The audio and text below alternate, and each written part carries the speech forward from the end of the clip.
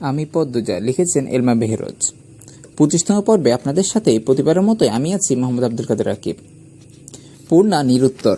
তার চোখের জল এবং নাকের পানি মিলেমিশে একাকার হয়ে গেল। দৃষ্টি মেঝের দিকে নিবদ্ধ, যেন সেখানে লুকিয়ে আছে তার সব বেদনা। পদ্মজার অন্তরে তুমুল জ্বর বইছে।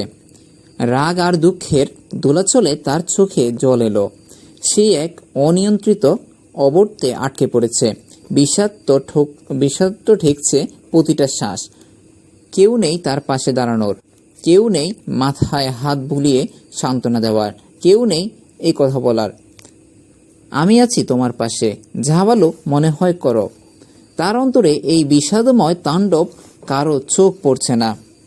এসব বিপক্ষে দাঁড়িয়েছে, সবাই তার বিপক্ষে দাঁড়িয়েছে। পদ্মজা চিঠি ও খাম নিয়ে ঘর থেকে বেরিয়ে গেল।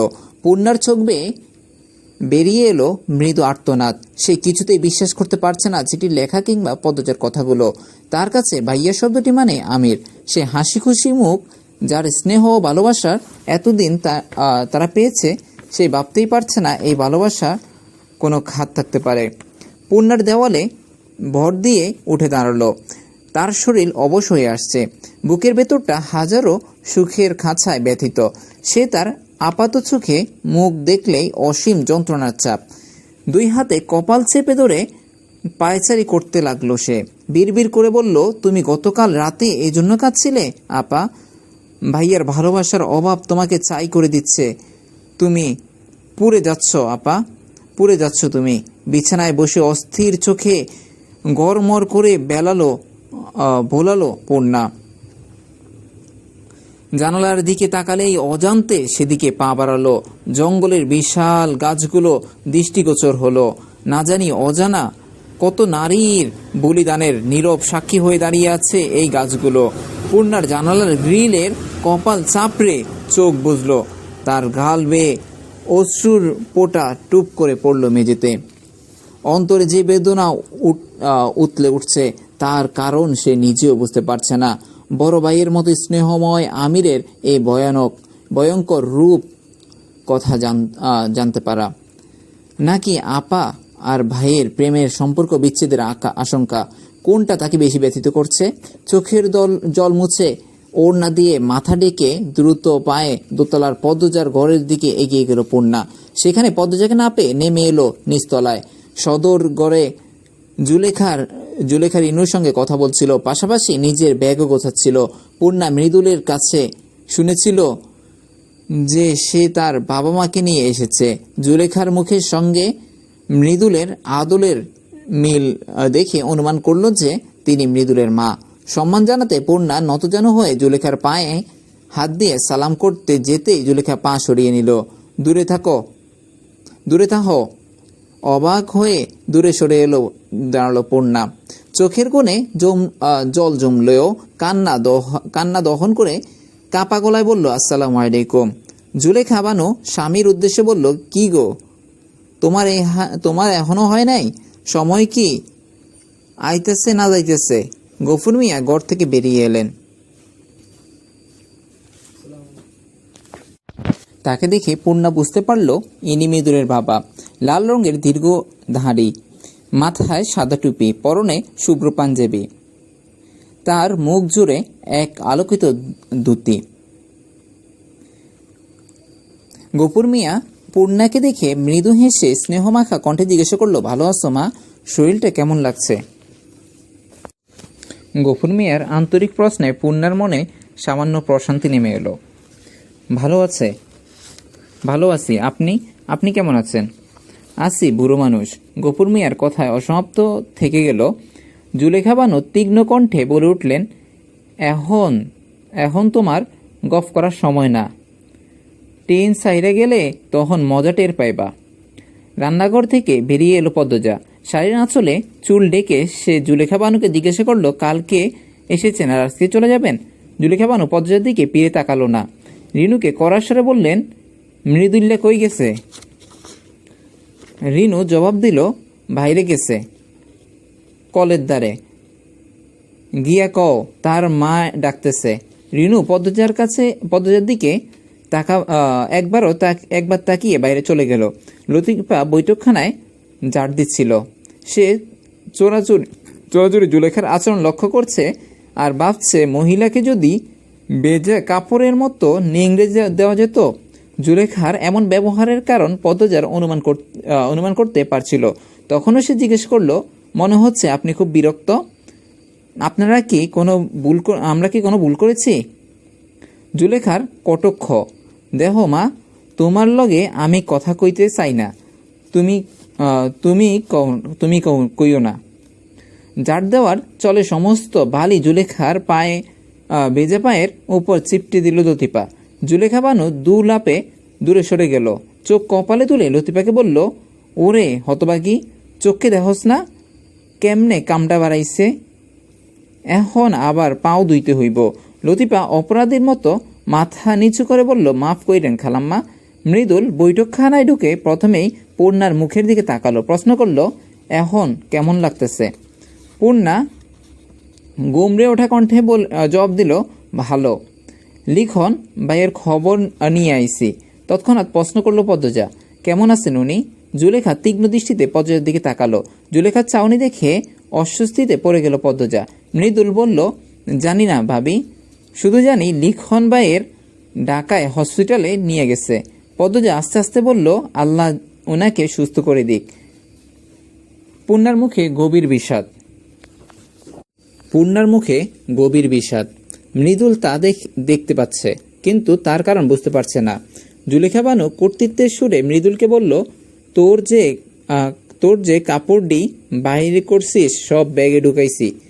এখন এই জুতাটি খুইলা তোর জুতাটি পায়ে লাগা। মৃদুলের কপালে চিন্তার রেখা ফুটে উঠল। বিস্মিত কণ্ঠে সে জিজ্ঞাসা করল, আমরা কই যাইতেছি? বাড়ি যাইতেছি। মৃদুলের মাথায় যেন বাজ পড়ল। পূর্ণার দিকে তাকালো সে। তৎক্ষণাৎ মেয়েটার মুখ ফিরিয়ে নিয়েছে। মৃদুল হতভম্ব হয়ে জুলেখাকে বলল, আমরা যেই কামে আইছি সেই কাম তো হয় নাই আম্মা।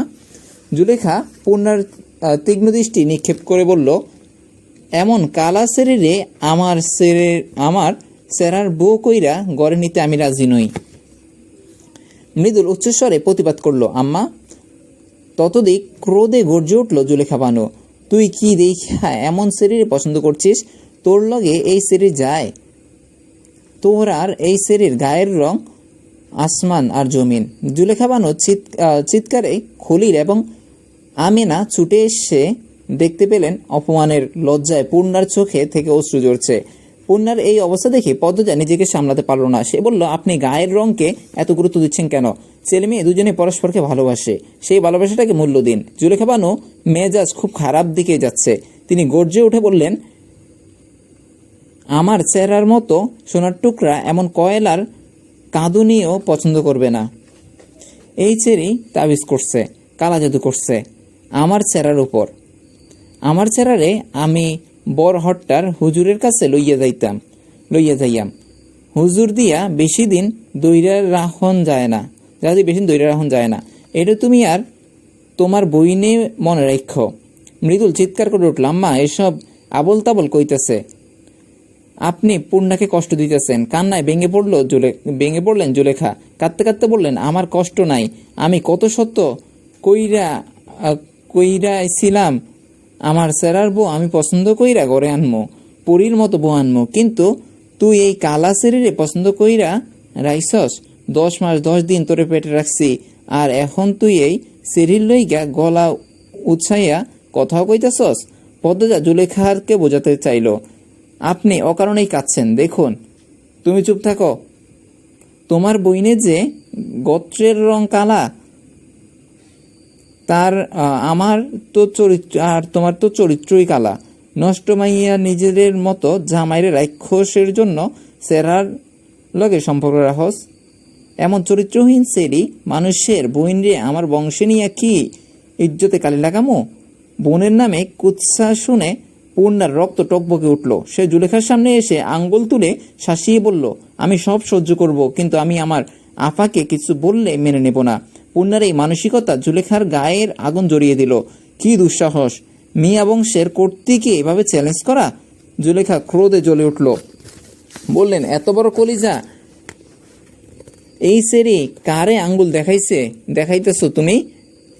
তোমার বইনে যে নষ্টাপুরীর গোরামে জানে, সত্য কইলে আমি ডরাই না। রাগে অগ্নিশর্মা হয়ে উঠল মৃদুল। সে জুলেখার পেছনে দাঁড়িয়ে তীব্র স্বরে বলল, আম্মা, আপনি কিন্তু এখন সীমা ছাড়াইয়া যাইতেছেন।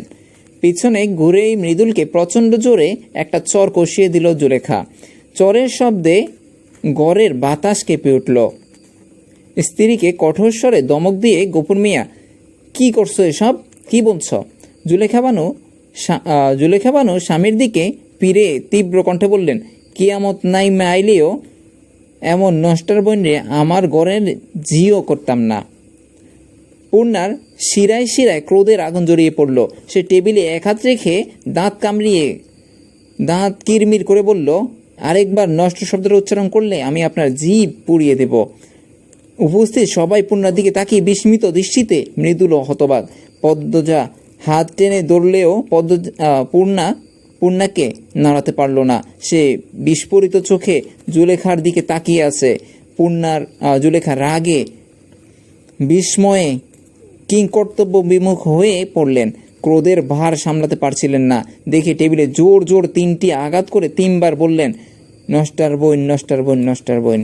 কেউ কিছু বুঝে ওঠার আগে পূর্ণা টেবিলের উপর রাখা জগটি হাতে তুলে নিল। তারপর সমস্ত পানি ছুঁড়ে মারল জুলেখার মুখে। উপস্থিত কারো মুখে রা নেই। সবাই নির্বাক বিস্ময়ে ঘটনার পরিক্রমা দেখছে। সঙ্গে সঙ্গে পূর্ণাকে থাপ্পড় মারতে শুরু করলো পদ্মজা। পূর্ণা 2 হাতে নিজেকে রক্ষা করার ব্যর্থ চেষ্টা করছে। রাগে দুঃখে কষ্টে সে পদ্মজার চোখেও অশ্রু টলমল করছে। সেই কান্না জড়িত কণ্ঠে বলল, এ কি করলি তুই? তোকে এই শিক্ষা দিয়েছি? আর কতটা জ্বালাতন করবি আমাকে? লতিফা পূর্ণাকে বাঁচাতে ছুটে এলো। জুলেখা বিস্ফোরিত নয়নে দাঁড়িয়ে রইল। অপমান আর আত্মহত্যা করতে ইচ্ছে করছে। মৃদুলের দিকে তাকালেন তিনি। ছেলেটার মুখে অসহায়ত্বের ছাপ। তার অনুভূতির স্তব্ধ হয়ে গেছে। জুলেখা চোখের জল মুছে বললেন, তুই থাকে ইহানে, বাড়িত আমার কবর দেখে আইস।